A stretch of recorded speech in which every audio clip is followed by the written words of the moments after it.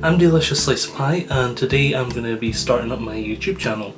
So today I'm just going to be getting into makeup, answering some questions, and then we'll see how badly it turns out. So I don't do anything like revolutionary with my makeup, but for my first video I just wanted to show you like the full transformation from this to what you're going to see later. So as you can see, I am freshly shaven, eyebrows gone, turning me into a mole rat included.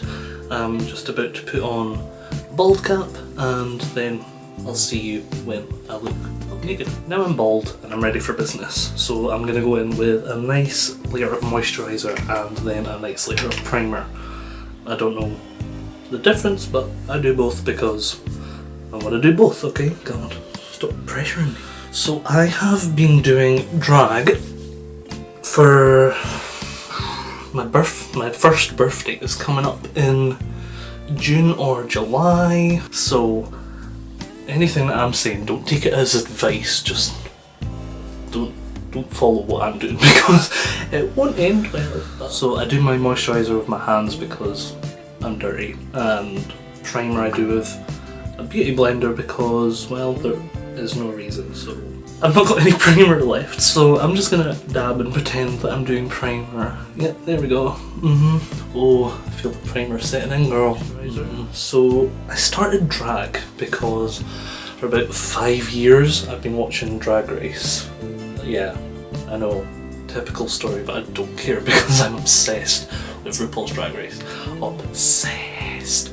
You will see it through the journey of this channel. That is pretty much the only thing that I talk about, whether I'm doing drag or not. I'm gonna talk about Drag Race because that's what I want to do, okay? Because Drag Race is amazing and I don't care. One day I just messaged the local drag show when I was up in Dundee, and I was like, hey, I want to start drag. Can I like start drag with you? And they were like, okay, we'll see. Okay. And then they were like, yeah girl, come on up. I was like, okay. Wasn't expecting you to say yes, but now I've asked, so here we go. Okay, so now that my face is primed, I'm going to go in with my foundation. So I have technically 3 different shades of foundation. I have my base, my highlight, my contour. So I have my base, which is just like as close to my actual skin colour as I can get. And I have my contour, which is 3 shades darker. And I have a highlight shade that's 3 shades lighter than my base, but you know, Miss Rona. Just gonna go in with a damp beauty blender and just get nice even coverage everywhere, and I'm gonna make sure to go down my neck at the end because you don't want to look like a high school girl in 2002 with tied lines that stop here. So all the way down, girls, shall we? I want to talk about my first performance, and when I say that I mean I'm going to. I don't actually want to talk about it, but we're going to. So my first performance was shaky. I lip synced to Woman by Kesha. I don't even know if I'm allowed to say that whole thing. So when I tell people, when I'm like showing them the video, I tell them that, oh, by the way, I fall in this, and they're like, oh, okay. And there's one part where I like, just before I fall, like I stumble and I fall against the wall. And every single time people who are watching it like with me in the room, they're like, oh, that was a bad fall. And I'm like, that's not the fall. The fall is coming. And then about, I think it's like 2 minutes later in the video, I fully fall. So now I'm going to use a different beauty blender with my contour shade in it, and I'm just going to make my cheeks, I suppose. So I like the really deep swoopy cheeks. So I don't know how to describe that. So deep and swoopy, that's what I'm going to do. Is I'm going to go back in with my base foundation. Normally I would do this with my highlight shade, but again, and I'm going to cut under that cheek because I like a really harsh line for these big swoopy cheeks. And I want to go over it a couple of times just to make sure that that line's really straight, and then you're going to blend a bit. Oh, so now I'm going to go in and do what I've done to my cheeks on my jaw was gonna say jawline, but I don't have a jawline. I'm gonna start behind my ear and burring it so that it's nice, one nice swell, smooth movement. Face, and I realise that it looks like a little bit harsh, but I want it harsh. I want people at the back of the room to judge me for how harsh my makeup is, and I want people at the front of the room to cry. You know, blend it into your base foundation that you've already got on your neck. That's not going in the video. I know you're not supposed to blend down because it like makes your skin sag or something, but I'm already 70, so who cares? Okay, so my foundations are all laid down and I officially look like I've escaped from a mental hospital, so let's try and make it look like I escaped from a nice mental hospital and go in and do our eyebrows. I like a nice blocky brow, just because it's the only thing I can do, okay? That's that's what I'm really trying to say here. I'm gonna go in with a brown eyeshadow because I'll start just where my actual boy brows start. I want the bottom of the arch of my new brow to sit on the top of the arch of my boy brow, which is about here. That's a line.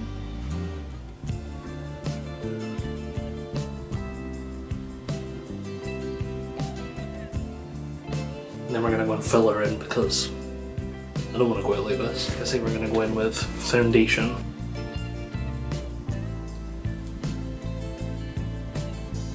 So I've done that at the bottom, I'm going to go and do the same on the top. Oh, hello, who are you? Oh, nice of you to join us. So that's the first eyebrow on, and I've done that on my good side, so now they look nothing alike. Who are you? Okay, we're gonna go and clean this one up, and yeah. They say your eyebrows are supposed to be sisters, not twins, but mine's are not twins. Mine's are not sisters. Mine's are not even family. Mine's are like neighbours from like 3 streets over that you always argue with because their dog is always barking. This is the eyebrow with the barking dog because we're stuck like this. Okay, so eyebrows are finished and now we're going to move on to the next step, which for me is weirdly eyeliner. Map out just to get like a rough idea of where it's going. We're going to go over that with a black eyeliner now, like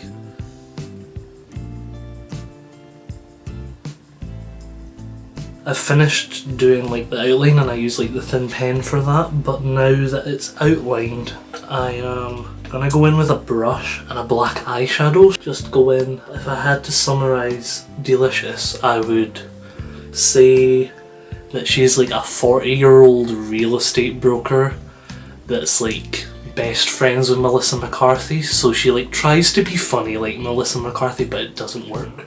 So now we're going to go and do the exact same on the other eye. I would say that my biggest drag inspiration would probably be Nina West is right up there. Like, so for my eye today I'm going to do like, it's my favourite colour palette, like combination. Like I just love blues and purples. So backing it on.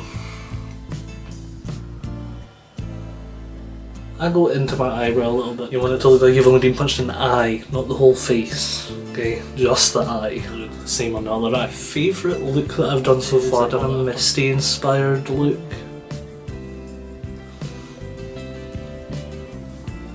You know when I start to feel it when I start doing like the Alyssa Edwards expression. And now that we are nowhere near even, I'm going to move on to the next step. Okay, so now I'm going to use the same blue and purple that I was using on my eye and I'm going to go under my eye just to kind of... I find when I don't do it my face kind of looks unfinished a little bit. For regular seasons of Drag Race I would say Bianca Del Rio. And for All-Star seasons I would say Trixie Mattel. As for my favourite seasons, it would have to be... It'd have to be season 6 for the regular seasons. It's so good, I can't help it. But season 12 this year really gave it a run for its money. I'll give it that. And for All Stars 2, like, it was just a revolutionary season to be quite honest. As for my least favourite seasons, I literally don't have a least favourite season. I love them all. They're just really, they're all good, but if I had to pick them, I would say season 1 for the regular and All Stars 1 for the All Stars, only because there's less episodes, so it's less Drag Race. So now that you look fully insane, we're going to move on to now. Lips are a journey for any drag queen. The main queen that I feel like doesn't get the attention and love that she deserves is definitely Madame LaQueer. My favourite challenge on Drag Race would probably have to be the roasts. Sometimes you just have to know when to quit. You just have to know when you've reached your potential and it's not going to get any better. And I'm going to talk about my favourite look to ever walk RuPaul's Drag Race runway, and it has to be a tie between Sugarcane's gorgeous eggplant dress and Monet Exchange's finale dress on All Stars 4. As for the opposite and the least favourite look, Shangela's corn dress from season 2 takes the biscuit. Okay, we're entering the end game of my makeup, thankfully. So what we're going to do now is we're just going to go in with powders on my contour and just like deepen it and then give it more dimension and kind of whatever you're doing to your cheek, you kind of want to match it on your jaw as well. My dream drag mother, as you can see, my weakness would probably be my makeup, because it's hard to teach yourself makeup. So I would want a drag mother that was proficient in my weakness, the makeup. So maybe like Aquaria or Blue Hydrangea or Crystal Method even. So now we're going to go in with blush. When you're putting blush on, you want to like follow the cheek that you've created so that, as you can see, it looks natural. This is natural. This is a daytime look. I'm going out to buy apples from the grocery store. Okay, that's where I'm going. I'm going to buy apples, and then I'm going to come home and homeschool kids. That's what I'm going to do. My favourite comedy queen from Drag Race is Bianca Del Rio. So now I'm going to move on to highlighter. Just right here.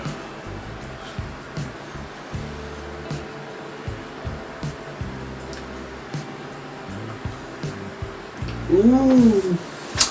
Ooh. Ooh. Ooh. Ooh. My favourite glamour queen from Drag Race, Mariah. Mariah's very glamorous. I'm going to put my eyelashes on now, and I use Weave Bond. Probably not suitable for eyes, but the beginning of the eyelash is sitting where it's supposed to be if you're putting these on normally, but the second one's like at the top of my eyelid. Who's my favourite pageant queen? I would say Eureka O'Hara. So I'm just going to go straight into setting spray. The best mug of all time on RuPaul's Drag Race, it has to be Naomi Smalls. She's just so gorgeous. I'm going to get mascara and blend, and I'm going to blend my actual eyelashes into my fake eyelashes. Again, you're going to make ugly faces when you do this. You're going to make ugly faces, especially when you have an ugly face to begin with. I think I'm finished with my makeup. So I'm not a makeup artist. I'm not a makeup artist. And you can tell. You don't need me to tell you. Let me just go put on a wig and my outfit, and then yeah, you can see a fully realised mess, not just the face. Hello my little slices of pie, here we are, the finished product, and she is ready to stay inside and wash her hands. Wash your hands, do it, seriously. Yeah. We've got a lot more Drag Race questions, and then I'm going to tell you what we're actually here to do, okay? There's a lot of these Drag Race questions, so let's go quick fire. The most attractive Drag Race queen out of drag? Milk. My dream best friend? Nina West. The best friendship on the show? On the show, probably Naomi and Kim, but like post-show, Trixie and Katya. Best season of Untucked, season 6. There's so much drama. The best first out is Tempest du Jour. She did not deserve to go. She needs to come back for All Stars. The fishiest queen, Vivian Panay. She does not get enough recognition. I don't think she does drag anymore, but she was so beautiful. Best lip sync. I'm a classic kind of gal. I need to go for Dita Ritz versus the Princess for a regular season, and obviously Shut Up and Drive, Alyssa and Tatiana for All Stars. I mean, the best drag name ever to be on Drag Race. It makes me laugh every single time I have to say it. Something Wong. The best enemies on the show, it's got to be Sharon and Fifi. Like, it's just a classic. Like, I think that's like the tipping point for the show when it really started to lean into the reality drama. The most touching moment of Drag Race, even though Katia made a sickening read about it on All Stars 2, it has to be Roxy Andrews' left at the bus stop story. Like, the first time I saw that, I genuinely cried. It's so sad. And I think about it all the time, especially in the morning at the bus stop. The video's coming to a close. I'm sure you still have one question. Why the hell am I here? Ever since I started watching Drag Race, I've wanted to start up my own review of Drag Race. So the show's going to be called A Delicious Dissection, in which I'm going to review an entire episode of RuPaul's Drag Race and any of the extras. Like, it's not just going to be any review. It's not just going to be a regular, here's what happens, the end. I'm going to do something a little bit different. Twist it on its head just a little bit. So I'm sure you've seen online how people have started doing calculations of the winner of a challenge gets 2 points, if they're high in the episode they get 1 point, so on and so forth. So I'm going to do that, but I'm also going to do my own version of it called a D-Licious dissection, and I'm going to start the series soon. So there you have it, my little slices of pie. My first video. God knows how long this is going to be. Go and follow me on Instagram at D-Licious Slice of Pie. Ooh. So thank you for watching. If you've made it this far, what are you doing? Go do something productive. If you've made it this far in the video of a stranger on the internet, you need to question your life choices. But also thank you. I've been D-Licious Slice of Pie, and these aren't real.